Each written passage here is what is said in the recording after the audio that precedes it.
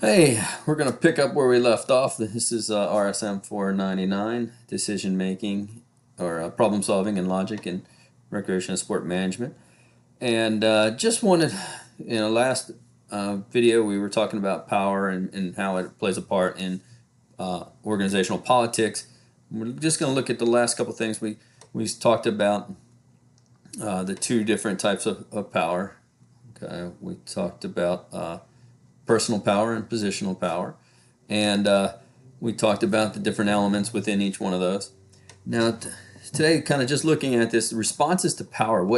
How do the subordinates respond to power, and whether it's position or personal? And what research suggests is that if it's position power, if it's used appropriately, okay, we get compliance. People are going to do what we ask, and they're going to follow along with what we want them to do as a leader if we use our position power in an appropriate manner. Okay, thinking about rewards and in particular coercion. If you use it in excess, then what do you get? Then you get resistance, and unfortunately, you get resistance. You get people that don't want to follow what you're doing. They don't want to adhere to your influence, and so it detracts from your ability to influence those others, and they may not make the decisions and get the behaviors that you want from your followers. Obviously, the best one is personal power, and looking at personal power being relevant or informational or expert. They're gonna, if you do well with your personal power, you're going to get commitment from your followers. They're going to buy into what you're saying. They're going to support what you're doing. You're going to have a great deal of influence on your followers if you have good use of your personal power. Okay, and that's what this is kind of showing. So just help to see what kind of reaction you're going to get from your followers. Okay. One thing that goes along with power, we talked about power and influence, and one thing that goes along with power in politics is dependency. And dependency is basically how much influence do you have? Can your followers make any decisions or do anything without you making and influencing them using your power? So if a person has control over resources, a desire, he or she gains power. Okay, so think about within an organization what resources are there, and how can those resources then influence the power that the person has. Well, if I can withhold it, and we'll talk about this, those resources, I get power for that, and that's going to influence your decision making as a subordinate. Okay, so let's look at some of the ways. Some of the ways that our followers are become dependent on us because of the amount of power that we get. Sometimes it's information. We just have the information, and so they have to follow us because we're the ones with the information. We share the information that we think is vital. One of the big trends nowadays is transparency. Well, transparency comes back to information. How much information is being shared? A good transparent organization is sharing everything. Okay? And that with information comes power.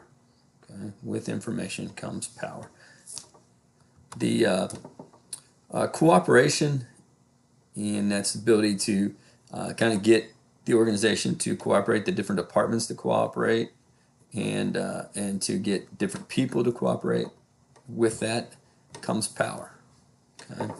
And and again, if we have the ability to, as a leader, to help cooperation within our department, okay, which in turn helps both departments, we gain power by that. We have the ability to influence others. And then the last one is resource, and that's kind of the most obvious. It may be resources where it may just be financial resources, and we're going to support some departments more than others, or hang that little carrot out in front of them to say, if you behave in this manner, we're going to give you these rewards, or more resources. Sometimes those resources may be promotion of the organization or of your particular department. That's another area that we can look into, and people are dependent upon you for that resource. So it's not just always money. It also may be resources as far as assistance in hiring more people to work within your department. Okay, the people that have that ability to make those decisions to give you those resources. In this case, human resources. That's going to influence your behavior, right? And that all part of that politics within the agency because they have the power. Now, when you look at it, one last thing, kind of just to leave you with with this idea of politics and power. This kind of gives you a good idea of if the leader has control over, okay, and you can see these two columns, and then, but looking at it from basically the idea of importance, scarcity, and non-substitutability. Okay, so if the this one basically is the resource important. So some resources may be very important to you, like money. If the leader has control over that, well, then the leader gets more power. If the leader, if that resource isn't seen as being as important, well, the leader doesn't have as much. The dependency drops, and so there's lower power for the leader. Okay, scarcity.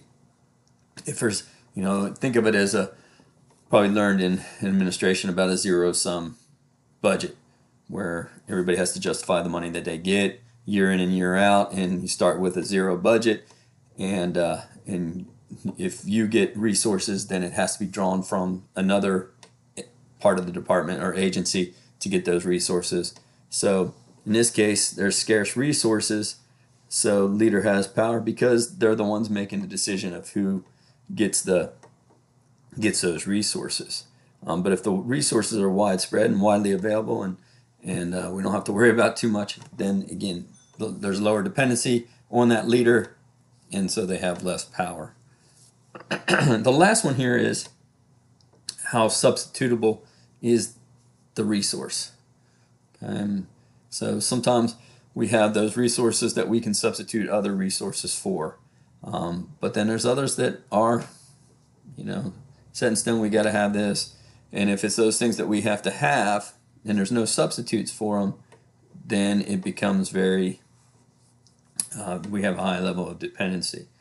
Okay, if we have to have those funds, and we're like a zero-sum budget, and those sums come from our agency, okay, and there's no place to substitute, then that becomes very important. We're hoping that we get that resource, okay, because there's no way to substitute that.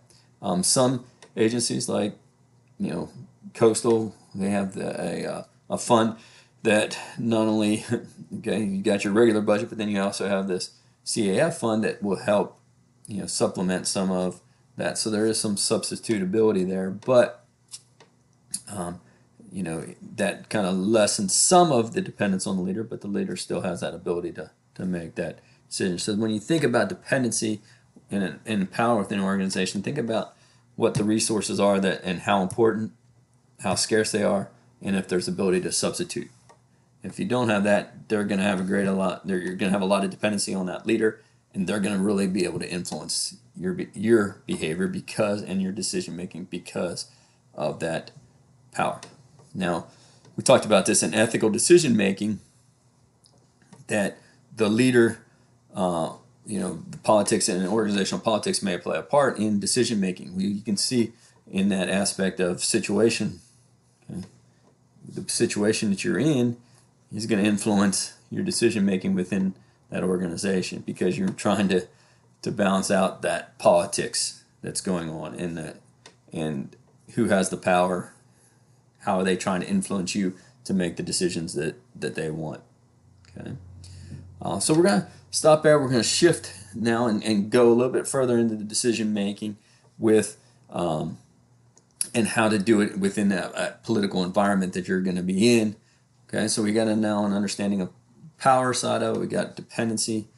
Now we're going to say, okay, what can we do about it, and how can we go about making decisions? Okay, so we'll stop there, and I'll pick up with decision making in that political environment, and that'll be our last presentation for the class, and then we'll be done. Our time together will be winding down fast.